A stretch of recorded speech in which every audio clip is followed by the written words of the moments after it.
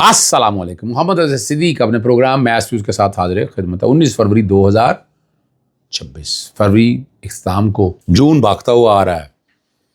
ستمبر ہوگا، نومبر کے بعد حالات بدلیں گے، چیزیں آپ کے سامنے ہیں، گراؤنڈ پہ بہت کچھ نظر آ رہا ہے آپ کو. تبدیلیاں میں دیکھ رہا ہوں. اب باتیں ہو رہی ہیں جناب ڈیلوں کی بہت سی باتیں آپ سن رہے ہیں. سن تو رہے ہیں نا، جو بات مانتے نہیں تھے آج مان رہا ہے، کچھ انکار کر رہے ہیں، کچھ باتیں کر رہے ہیں، کچھ چہرے واضح ہو گئے جن کی وجہ سے آج عمران خان اگر جیل میں ہے تو ان کے پیچھے لوگ کون ہیں کہ اگر پازیٹیوٹی سے آئے ہوتے، ہمت اور حوصلے سے چلتے تو یہاں تک حالات نہ پہنچتے. مجھے نام لینے کی ضرورت نہیں ہے، لیکن کردار بڑی واضح طور پر سامنے آ چکے ہیں. سپریم کورٹ نے بہت ہی ایک عام سماعت، ریمارکس بڑے زبردست ہیں، اور وہ آپ ذرا سمجھ لیں گے، آپ کو اندازہ ہو جائے گا. متنازع ٹویٹ کیس میں ایمان علی مزاری اور ہادی علی چٹھا کی سزاؤں کے خلاف کیس کی سماعت جو ہوئی، اس کے آگے کیا ہونا ہے وہ ذرا آپ غور کر لیجئے گا. چلے میں بات کروں گا. اور نااہلیوں کا سیزن ابھی ختم نہیں ہوا. الیکشن کمیشن جو ہے نا وہ کیا کچھ کر رہا ہے. اور آخری بات جو ہے نا آپ کے سامنے، وہ متی اللہ جان کا کیس ہے، اور پاسپورٹ کے کانٹیکس کے حوالے سے تجدید نہ کرنے کے کیس کی سماعت ہے. اور جسٹس خادم حسین سومرو بہت زبردست کام کر رہے ہیں. لاہور ہائی کورٹ میں دیکھیں چند ججز کے علاوہ تو آپ کو پتہ یہاں حالات کیا ہے. لیکن ایک بات جو آپ کے سامنے میں نے رکھنی ہے کہ ستمبر کے بعد، ستمبر ہے، نومبر کے بعد حالات بدل رہے ہیں، اور یہاں چہرے بے نقاب ہو چکے ہیں. جو بار بار میں کہتا ہوں، اگر عمران خان الزام لگایا جاتا ہے نہ وکلا کا قصور ہے، وکلا کچھ نہیں کر سکتے تھے معذرت کے ساتھ. یعنی آپ کی اسٹریٹجی غلط تھی، پولیٹیکل اسٹریٹجی غلط تھی، اور پولیٹیکل اسٹریٹجی کے پیچھے کے کچھ لوگ تصویر کے ادھر جا رہے تھے، کچھ لوگ تصویر کے ادھر جا رہے تھے، کچھ لوگ اندر پینگے چڑھا رہے تھے. وہ پینگے کون چڑھا رہے تھے؟ وہ چہرے آپ کے سامنے آ چکے ہیں. وہ مجھے بتانے کی ضرورت نہیں، آپ کو اندازہ ہو گیا ہوگا کہ وہ کون سے چہرے ہیں، اور وہ چہرے آپ کے سامنے اب آ چکے ہیں، اور کردار بھی سامنے آ گئے. 2 دفعہ ڈیلوں کا کہنا رانا ثناء اللہ کا، اس کا مطلب نہیں اگر رانا ثناء اللہ کا پتہ ہے تو وزیر اعظم کو کیا نہیں پتا ہوگا، یا شہباز شریف کو نہیں، یا نواز شریف کو نہیں پتا ہوگا، یا مریم صفدر کو، سب کو پتا ہوگا. یعنی اگر رانا ثناء اللہ نے بات کی تو باقی لیڈرشپ کو پتا نہیں ہوگا. تو ان کو جو ٹی وی پہ آگے ایسے شو ڈالتے رہتے ہیں ان کو نہیں پتا ہوگا. وہ کئی لانچے ہیں جو میرے ساتھ آ کر بیٹھتے، آتا پتا کچھ نہیں ہوتا، ادھر ادھر کی بونگیاں مارنی ہوتی ہے، اس کے علاوہ آتا جاتا کچھ ہے نہیں ان کو. پھر وہ بدتمیزی کی حد تک آ جانا، بس یہی رہ گیا ان کے سامنے. یہ یاد رکھنا آپ. سپریم کورٹ نے بہت ہی عام سبق کہ وہ چھوٹو گینگ کے حوالے سے اب تفصیلات تو آپ نے سن رہی ہوگی. 2 رکنی بینچ تھا، جیسے شہزاد ملک صاحب، رکیل عباسی صاحب، صحیح ہے نا جی. اور بڑا اب وہ معروف ہے نہیں ہے، ان جو دلچسپ مکالموں کا بڑا مزہ دار ہے، ٹھیک ہے نا. لڑنے والے وکیل عمران کو بھی لے گیا تھا. اب ذرا سمجھ لیجئے گا، ذرا یہ سمجھنا ہے.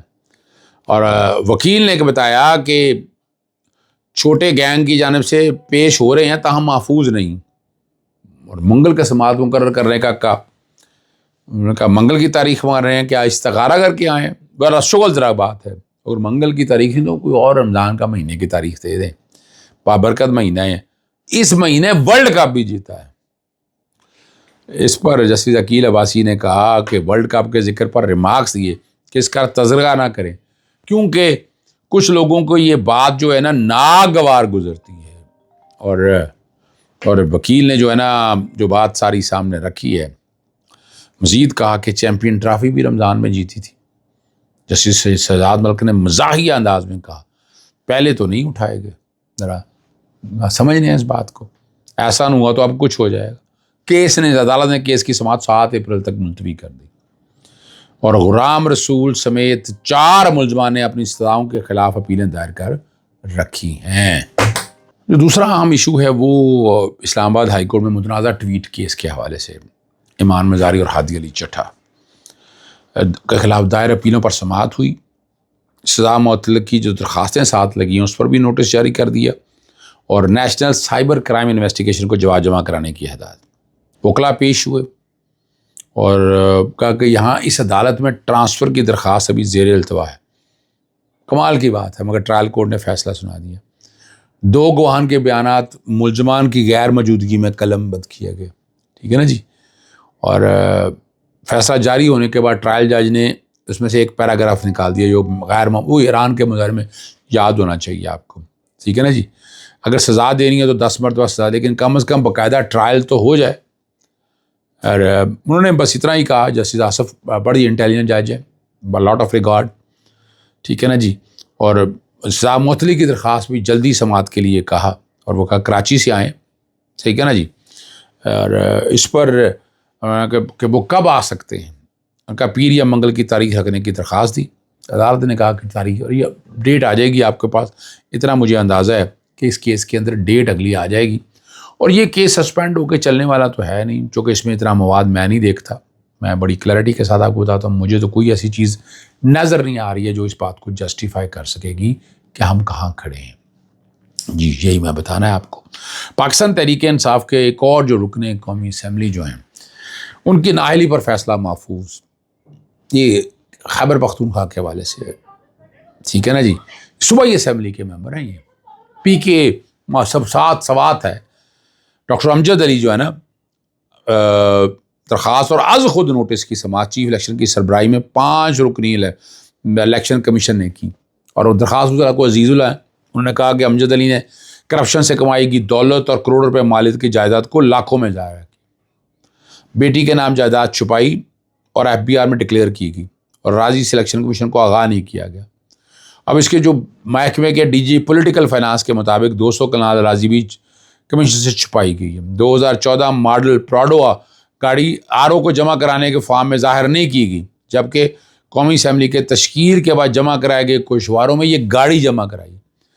فارم بی میں 56 تولے سونا جبکہ بعد ازاں 30 تولے سونا ظاہر کیا گیا، اور گاڑی اور سونے کی خریداری کے سورس آف فنڈنگ ہے جو کیسے خریدا ہے آپ نے وہ نہیں کہا گیا، اور ایک جگہ کہا گیا کہ سونا فروخت کر کے گاڑی خریدی، اور دوسری جگہ کہا کہ سونا بیچ کر الیکشن اخراجات پورے کی۔ اب یہ نکالنا تو ہے نا کچھ یار۔ کمیشن نے سوال کیا کہ درخواست گزار مدعے کو مقابل امیدوار تھے، جس پر بتایا کہ وہ دوسرے حلقے سے امیدوار تھے۔ اب ذرا سنیے گا، مگر دونوں کا تعلق ایک ہی جماعت سے ہے، اور جب سماعت کے درمیان وکیل صفائی کی درخواست گزار کی فراہم کردہ نئی دستاویزات جائزہ لینے کی ہدایت کی، حکام نے کہا کہ یہ محکمہ ریونیو کی تصدیق شدہ دستاویزات ہے، جبکہ وکیل صفائی انہوں نے جعلی قرار دیا۔ انہوں نے کہا دیا کہ اگر دستاویز کو چیلنج نہ کیا گیا تو کمیشن اسے تسلیم کر لے گا۔ ڈاکٹر امجد علی کے وکیل نے دلائل میں گوشواروں میں تضادات اور چھپارے کو جو تضاد آتا ہے، انہوں نے کہا یہ غلط ہے۔ 10 مرلہ کا گھر 2023 میں پہلے فروخت کر دیا تھا، اس لیے ظاہر نہیں کیا۔ سماعت میں 200 کنال راضی کبھی ان کے نام نہیں رہی ہے، نہ ان کے زیر خوالت اہل خانہ کے نام ہے۔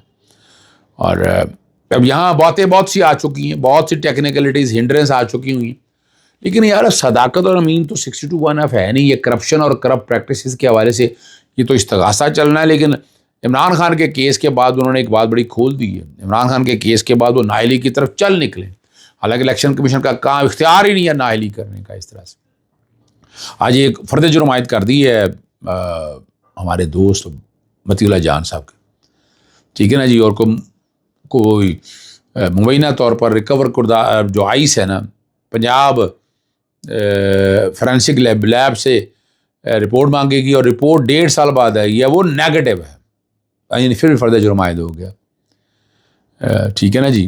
اور اب یہاں بڑی کمال بات ہے یار، یہ اب رپورٹ ساری سامنے آ گئی ہے، کہا جا رہا ہے فرد جرم عائد ہو گئی ہے، پتہ نہیں حقائق کیا ہیں اس حوالے سے، صحیح ہے نا جی، لیکن یہ تکلیف دہ بات بہت ہے۔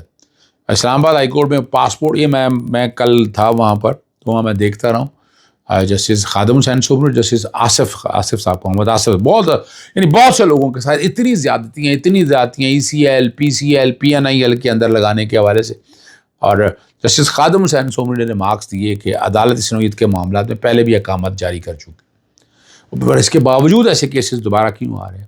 اگر متعلقہ ادارے اپنی ذمہ داریاں درست طور پر ادا کریں تو شہریوں کو عدالت سے رجوع کرنے کی ضرورت نہ پیش آئے، اور سارا دن پاسپورٹوں کی تجدید کے معاملات سننے کے لیے بیٹھیں، اور کوئی مجبوری اور تکلیف کے لیے عدالت آئے دروازہ کھٹکھٹائی تھی کہ اگر اداروں میں کام پر وقت اور مؤثر انداز سے نہیں ہوگا تو عوام کو عدالتوں کے چکر لگانے پڑیں گے، ٹھیک ہے نا جی۔ اور بار بار آپ عدالتوں سے ایسے حکم جمع کروا رہے ہیں جس سے عدالتی وقت ضائع ہوتا ہے، اور سارا دن ایک ہی نوعیت کے کیسز سنے جاتے ہیں، ٹھیک ہے نا جی۔ اور بڑی زبردست بات کی انہوں نے، عدالتوں سے لوگوں کو ریلیف ملتا ہے اس لیے وہ آتے ہیں، اگر ادارے اپنی ذمہ داریاں پوری کر دیں تو ایسے معاملات عدالتوں تک نہ پہنچے، لیکن کس کو کہے گا، کون کہے گا؟ جی سمجھے آپ؟ کس کو کہے گا، کون کہے گا، کیا کہے گا، یہی کہے گا، وہی کہے گا، یوں ہی کہے گا، ایسے کہے گا، یہی سنتے رہے گا۔ اگر ادارے اپنا کام کریں تو عدالتوں کی شاید ضرورت ہی نہ پڑے۔ یاد چاہتا ہوں۔ السلام علیکم، اللہ حافظ، پاکستان زندہ باد۔